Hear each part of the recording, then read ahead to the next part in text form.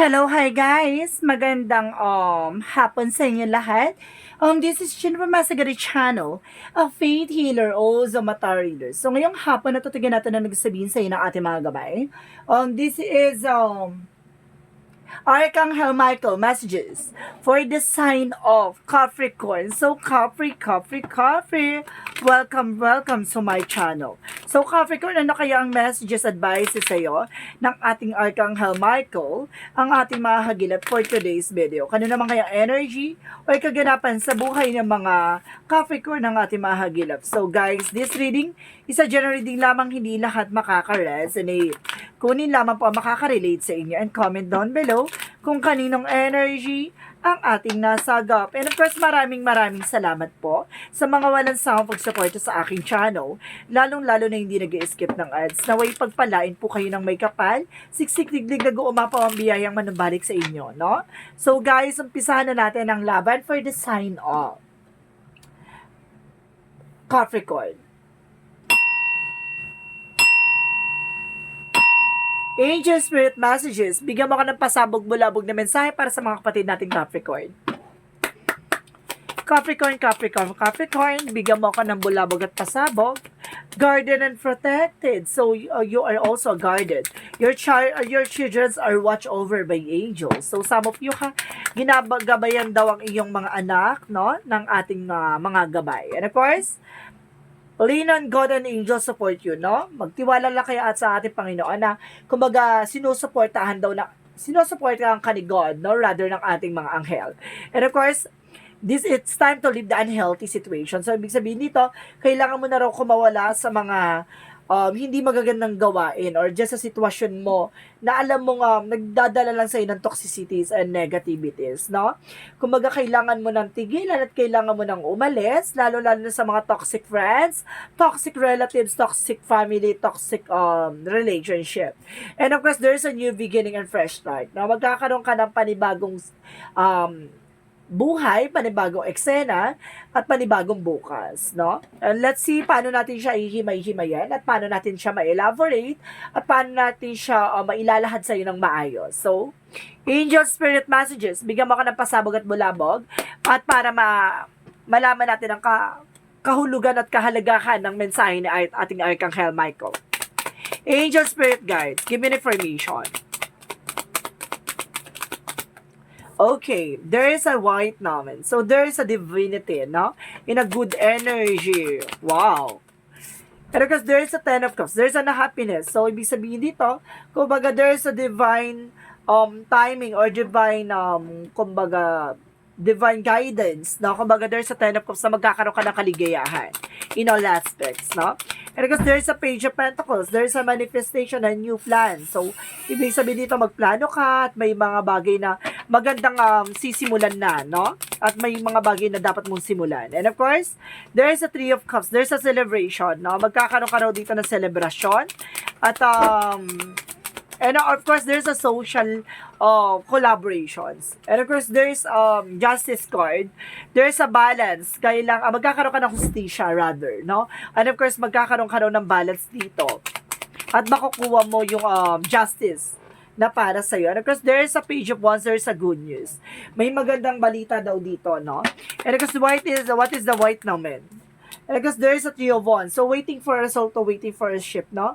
May mga bagay na kailangan mo antayin kasi there is a perfect timing and divine timing na ibibigay sa iyo. And of course, there's a waiting for a result, no? And of course, there's a travel. Some of you, baka may hinatay kayong travel or you have something, email or messages or something papers or documents na makakaalis ka na, no? Or something visa, no? Or something, kumbaga, green card or something na, kumbaga, residency. So, this is it na makukuha mo na raw. So, what is the Ten of Cups? There's a Three of Pentacles. So, some of you habang sa trabaho, negosyo, hanap buhay mo, na magkakaroon ka ng kaligayahan dyan. So, what is the Page of Pentacles? And of course, there is a Seven of Pentacles. There's a harvest time. At the end of the time, magkakaroon ka ng harvest, no? So, what is the Three of Cups? Parang hard work is paying off. Parang sinasabi dito na mag-manifest ka. Ma-manifest mo daw dito, kumbaga magbago ka ng ideas or gumawa ka ng ideas na alam mong magdadagdag sa'yo ng mga bago opportunities na at the end of the time, magkakaroon ka ng harvest time. And of course, there's an Ace of Wands, there's a new beginning, no? Kumbaga maraming eksena raw na magdadala sa'yo ng bagong simula. And because there's a devil, see? There's a justice. Some of you may taong gumagawa behind your back or gumagawa sa'yo ng sumpa, no? Or kasi justice is a karma. So some of you gumawa ng black magic involved or sumpa sa'yo or some of you ng kumbaga negativity. Kaya pala there's a toxic na kumbaga kailangan mong kumawala sa toxicities kasi there's a negativity around you, no? Nasa paligid mo lang itong gumagawa sa'yo. Kailangan maging aware ka. At makukuha mo naman yung karma. So let's see what is the Page of Wands. And because there is a Eight of Swords, so kailangan mo talagang kumuha sa toxicity. See? Around you, marami nakapaligid na swords. So some of you, there's a good news and new ideas. Ngayon, nalaman mo na at nagkaroon ka na ng idea na kailangan mo mag-take ng actions. So what is the White naman and the Three of Wands? So there's a Six of Swords, transition. So there's a travel talaga, no? Confirmation na travel talaga to. Magkakaroon ka na bagong simula dito. So, let's see what is the Ten of Cups, the Three of Cups. There's the Star card. A wish fulfillment. So, pinangarap mo to, no? Na magtrabaho ka sa ibang bansa or magkaroon ka ng negosyo sa ibang bansa or some of you, kumbaga magkakaroon ka ng healing, miracles, and hope. No? What is the Page of Cups? Page of Pentacles. And of course, there's Seven of Pentacles, there's a Six of Pentacles. So, magtutuloy-tuloy na nga, no? Kumbaga, tutuloy-tuloy na yung lahat ng tinanim mo, siya tong aanihin mo. Tuloy-tuloy na harvest. So, may seasonal talaga na harvest time. So, what is the Three of Cups and of course, the Ace of Wands? So, there's the Sun card. There's a pure positivity na magkakaroon ka talaga ng positive outcome na magdadala sa'yo ng new beginning and happiness and celebration. And of course, there's a Temperance. Kumbaga, there's a divine intervention sa'yo. May mga paalala sa'yo ang divine na yung gumagawa sa'yo ay nasa paligid mo lang. And of course, there's a Temperance parang sinasabi na maging kalmado ka. No, hindi mo kailangan maging mainitin ng ulo or something, maging padalos-dalos. And of course, there's a perfect timing. So, let's see what is the Eight of Swords. So, there's the Chariot taking action. So, kailangan mong kumawala dyan. Kailangan mo alisin yung mga toxicities. No? Kailangan mong kumawala dyan sa toxicities around you. Sa mga tao sa paligid mo, toxic friends, toxic relatives, toxic family, and toxic relationships. So, let's see what is the outcome. There is a Four of Swords. So, some of you makinig ka sa intuitions mo. Kasi meron ka ng gut feeling Meron ka ng, kumbaga may kutob ka na. Kasi there's a judgment na parang sinasabi ng red flag or awakening. Parang wake up call sa ito na, gumising ka na sa katotohanan na itong tao na ito yung nagbibigay sa'yo ng kamalasan. So, there's a recovery. Makaka-recover ka na about sa finances. Kumbaga, bakit ka nagtataka? Ba't ang ganda-ganda ng reading mo? Para bakit ganito? Parang nawalan na lahat sa'yo, kumbaga tumumal na lahat, pati sa finances, kumbaga nagkagipit-gipit, puro gastos, that because of may mga bagay na kailangan mong gawin. At the same time, pag nagawa mo yan, magkakaroon ka ng recovery and the Ten of Pentacles na magkakaroon ka ng long-term success and long-term investment. No?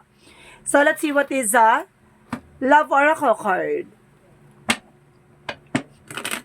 Let's see what is the Love Oracle card.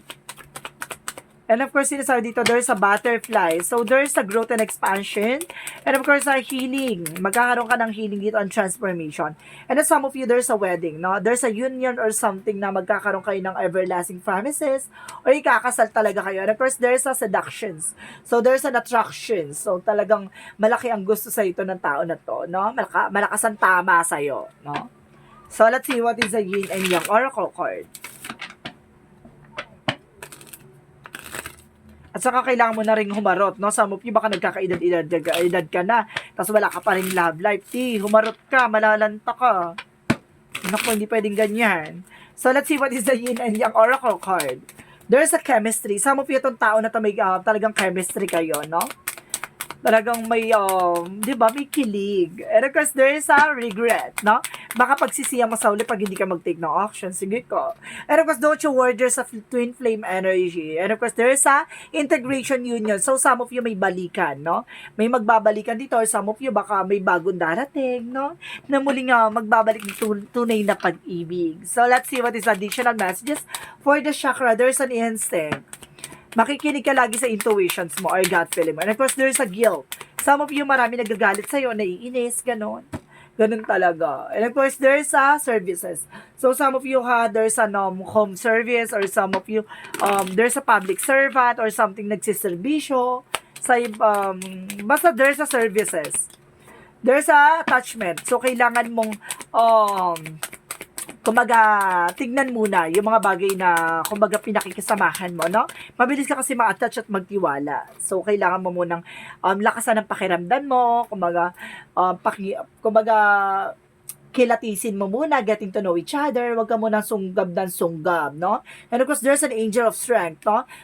Kumbaga, alisin mo yung takot at pangamba mo. And of course, there's an happiness coming your way with a happy family. So, let's see what is additional messages. Additional messages. And of course, there's a cleansing, clarify. So, kailangan mo mag-cleansing na baka full of negativity ka na. Diba? I told you, there's a lot of toxicities. Kailangan mo mag-cleansing or maglinis. No? And of course, there's a choices. Some of you kumbaga, nasa sayo yan kung ano pipiliin mo. No? Nasa sayo pa rin nakatadahan ang eksena. Because there's an enlightenment. Binibigyan ka na ng nakaliwanagan ng ating mga gabay. So, let's see what is additional messages. There is a counseling. So, yun nga, di ba? You heal with a kind word. So, kailangan mo makinig sa advices, no? And of course, sa inner voice mo. And of course, there's a music. Some of you, nakakatulong yung music sa'yo. Or some of you, marunong kumanta or magaling kumanta. Some of you, ganun. And talk to your angels. So, kailangan mo kausapin yung mga gabay, no? For divine guidance. So, let's see what is the ontology. Take time to breathe out. So, yun sinasabi ko, di ba? Huwag ka maging padalos-dalos. Kailangan mo muna pag-isipan bago ka mag-take ng decisions. And because there's nothing will come up this situation. Walang mangyayari sa sitwasyon kung hindi ka mag-take ng action. And of course, a time to take an action. I told you, di ba? It's time to take an action. Kakasabi ko palang nilabas na. My God. So, let's see what is Archangel Raphael. And of course, have faith. Magtiwala ka, no?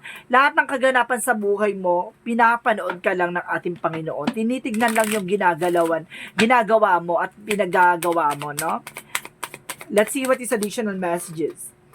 Child of the cosmos. So, ibig sabihin dito, the etology of the universe lies with you. Ibig sabihin dito, kumbaga, binibigyan ka ng katalinuhan ng ating universe. No? Binibigyan ka ng kaisipan at kaliwanagan. Kaya minsan, parang nagsisink in sa utak mo or pumapasok minsan sa isip mo, yung mga bagay-bagay na hindi mo naman, kumbaga, paano ko to nalaman or something, kumbaga, nagbibigay sa'yo ng imaginations. And of course, there is the void, no? Kailangan mong, kumbaga, huminto or umiwas sa mga bagay na alam mong hindi makakatulong sa'yo. So, let's see what is additional messages. There is a grip. May mga bagay or opportunities na, kumbaga, dumarating sa buhay mo. Kumbaga, may mga bagay na nangyari na hindi mo na mababago. And of course, there is a denial, no?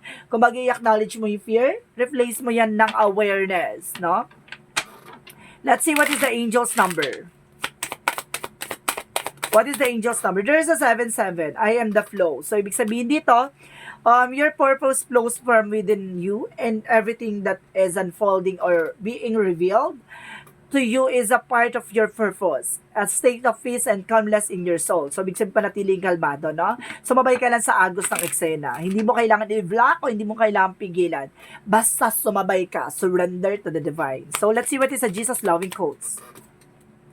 Pray always. So, yung sinasabi na magdasal ka palagi, no? Mag-meditate ka. Ipaubaya mo kay God. So, let's see what is the messages of life.